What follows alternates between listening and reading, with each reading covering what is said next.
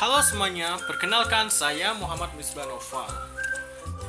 NIM 2113300000845 dari 2 SDA 3. Kali ini kita akan belajar tentang ASEAN. Sebelum memasuki pembelajaran, saya akan memberikan kompetensi dasar terlebih dahulu. Yang pertama yaitu menjelaskan pengertian kerjasama negara-negara Asia Tenggara. Yang kedua, mengidentifikasi negara anggota ASEAN. Selanjutnya yaitu masuk ke indikator dasar. Yang pertama yaitu menyebutkan tujuan dan dasar kerjasama ASEAN. Yang kedua, menyebutkan contoh kerjasama ASEAN.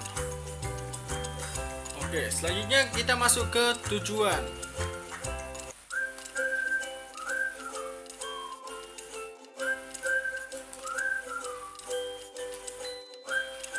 Tujuan pembelajaran kali ini yaitu yang pertama yaitu setelah mengamati gambar bendera ASEAN dan menyimak penjelasan, siswa mampu menjalankan pengertian ASEAN. Yang kedua, siswa mampu menyebutkan nama-nama tokoh pendiri ASEAN setelah menyimak penjelasan. Yang ketiga, siswa mampu menyebutkan nama anggota ASEAN. Yang keempat, siswa mampu menyebutkan tujuan dibentuknya ASEAN. Yang kelima, siswa mampu menjelaskan arti lambang ASEAN. Dan yang terakhir, siswa mampu menyebutkan contoh kerjasama negara-negara anggota ASEAN di bidang ekonomi, sosial budaya, politik, dan keamanan. Yang pertama itu, apa itu ASEAN? Jadi, ASEAN atau Association of Southeast Asian Nation yang dalam bahasa Indonesia disebut Perhimpunan Bangsa-Bangsa Asia Tenggara.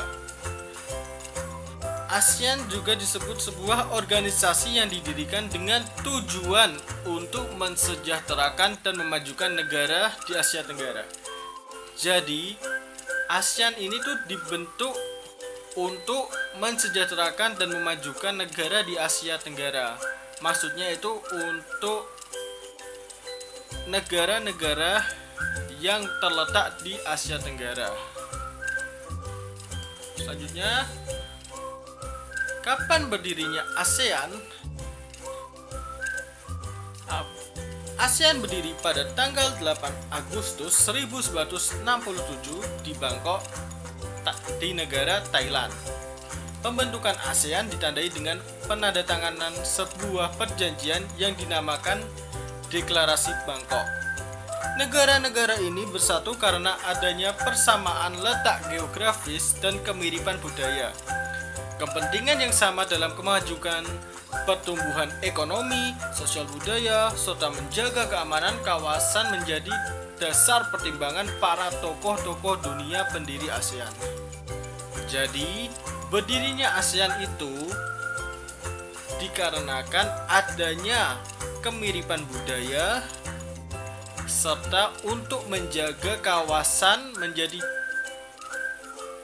lebih aman, dan ASEAN ini berdiri karena adanya perjanjian yang dinamakan yaitu Perjanjian Deklarasi Bangkok. Selanjutnya, negara pendiri ASEAN. Para utusan dari kelima negara tersebut yang sekaligus merupakan tokoh-tokoh pendiri ASEAN yaitu Adam Malik dari negara Indonesia, yang kedua Tun Abdul Rozak dari negara Malaysia, yang ketiga Tanat Homan dari negara Thailand, yang keempat S. Rajaratnam dari negara Singapura, yang terakhir yaitu Narciso Ramos dari negara Filipina. Jadi 5 negara ini itu adalah pendiri ASEAN. Dia berkumpul untuk mendirikan ASEAN demi tujuan keamanan negara di Asia Tenggara. Selanjutnya, dan Saat ini, anggota ASEAN telah mencapai 10 negara. Berdasarkan urutan waktu bergabungnya negara, anggota ASEAN tersebut adalah yang pertama itu 5 negara pendiri. Apa sih berapa? Saat ini, anggota ASEAN telah mencapai 10 negara. Berdasarkan urutan waktu bergabungnya, negara anggota ASEAN tersebut adalah 1. 5 negara pendiri. 5 negara pendiri yaitu Indonesia, Malaysia, Thailand, Singapura, Filipina. Itu bergabung pada tanggal 8 Agustus 1967. Diikuti dengan Brunei Darussalam. Negara ini bergabung pada 7 Januari 1984.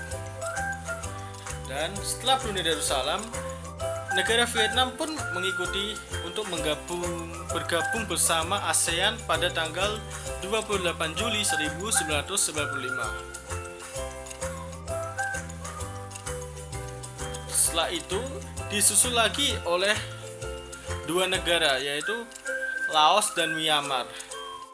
2 negara ini bergabung pada tahun yang sama dan tanggal yang sama yaitu 23 Juli 1997.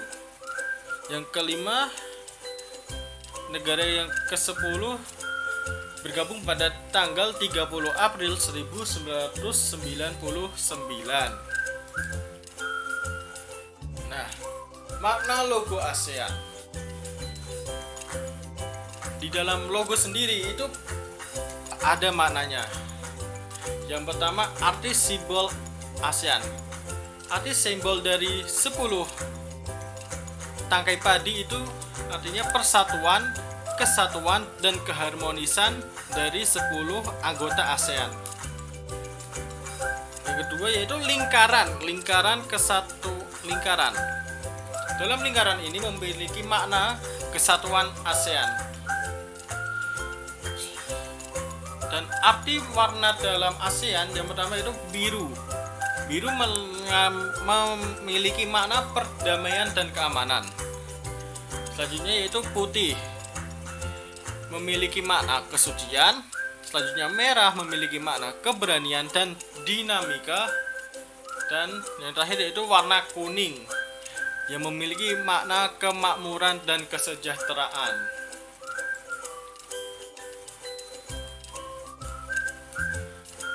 Contoh kerjasama ASEAN dalam bidang ekonomi, sosial, budaya, politik, dan keamanan.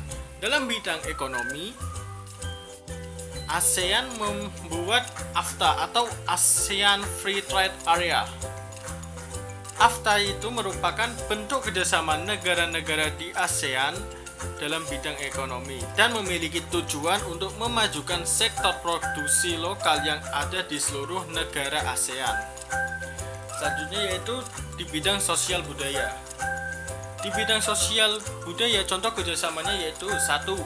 Pesta olahraga atau SEA Games. Yang kedua, pertukaran kebudayaan, kesenian, dan film.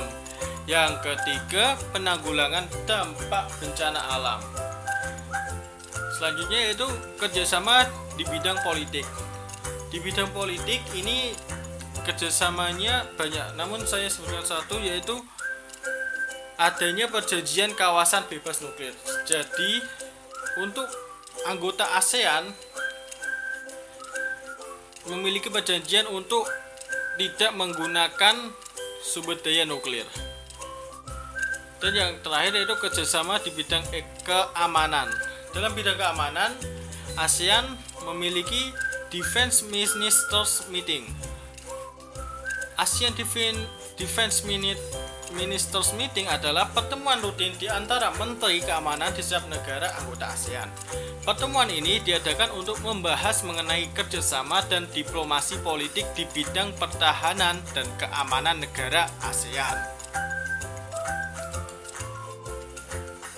Kesimpulannya yaitu ASEAN adalah sebuah organisasi yang berada di Asia Tenggara yang didirikan pada 8 Agustus 1900 yang didirikan di Bangkok, Thailand.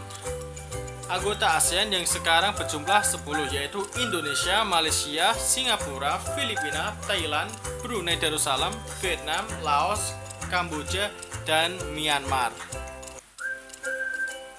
Oke, teman-teman, terima kasih dan sampai jumpa kembali. Wassalamualaikum warahmatullahi wabarakatuh.